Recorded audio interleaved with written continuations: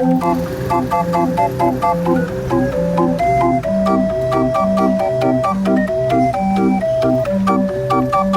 je joue dans les rues de Paris depuis une trentaine d'années.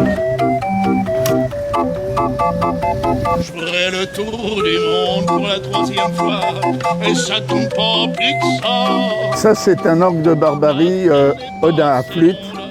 Voilà, c'est là une copie des orgues qu'on faisait au 19e siècle. Et ceci, les cartons sont les musiques d'orgue de Barbarie. C'est l'ancêtre de l'ordinateur. Ça faisait fonctionner les métiers à tisser dans le temps. Donc chaque troupe correspond à une note. Et lorsque le carton passe dans la mécanique, ça débouche les flûtes. Et l'air passe dans la flûte qui est débouchée. Donc c'est le système de tous les orgues de Barbarie à flûte. C'est un instrument qui a son caractère. On n'en fait jamais ce qu'on veut. Donc il faut s'adapter à l'orgue. C'est toujours en panne, il faut avoir toujours des choses pour réparer. On est des gros bricoleurs. À la fin du 19e, ils ont fait les bals. Dans les cinémas muets, il y avait également animé par les orgues de Barbarie avec ce genre de système-là. Et c'est pour ça que dans les films des années 40, 50 jusqu'à 60, beaucoup de musiques de films ont été faites avec des orgues de Barbarie. Et les chansons que chantait Édith Piaf et un tas de chanteurs étaient jouées souvent avec les orgues de Barbarie. Et nous, on continue à jouer avec ce genre d'instruments dans les rues. Lui aussi était broyé comme un porc. Les enfants aiment beaucoup l'orgue de Barbarie parce que c'est ludique. C'est comme un gros jouet. Et c'est une musique qui est rare. C'est une musique qu'on n'entend pas tous les jours dans les radios. Et il y a ce côté donc magique et de musique simple. On reste un peu comme des clowns. Un orgue de Barbarie est un jouet, c'est quelque chose qui se tourne. C'est comme un manège. Il n'y a pas les artifices.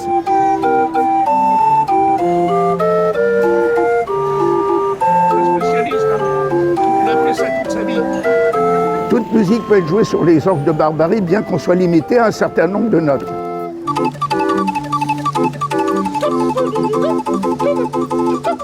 Bien sûr, la musique brésilienne.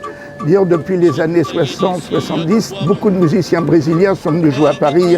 Gilberto Gil a joué à Paris. Dans le jazz aussi, il y a beaucoup de musiciens de jazz qui sont venus sur Paris. Claude Nougaro, qui est un musicien, un chanteur, qui a travaillé avec Baden-Powell. On a mis de la musique sur les orgues de Barbarie.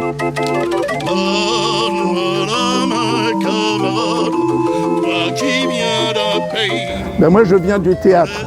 J'étais comédien, j'ai fait les cafés-musiques, les cabarets. Et j'étais passionné de la musique de rue. J'ai chanté dans la rue. Et au fur et à mesure, je me suis mis à jouer de l'orgue de Barbarie. Je tourne dans les différents marchés de Paris sur des orgues de Barbarie.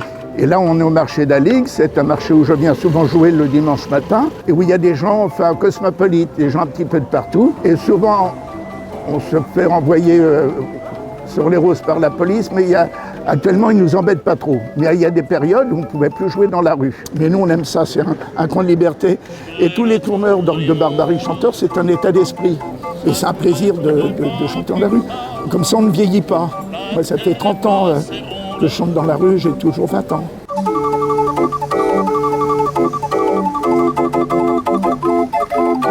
Je m'appelle Adrien Sens, dit Tonton Vania, et je joue depuis une trentaine d'années dans les rues de Paris sur un orgue de Barbarie Odin, avec des cartons de Pierre Charial.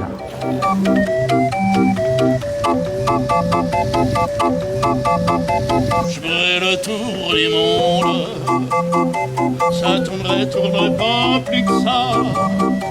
La terre est pas assez ronde pour tourner autant que toi. Et voilà le travail.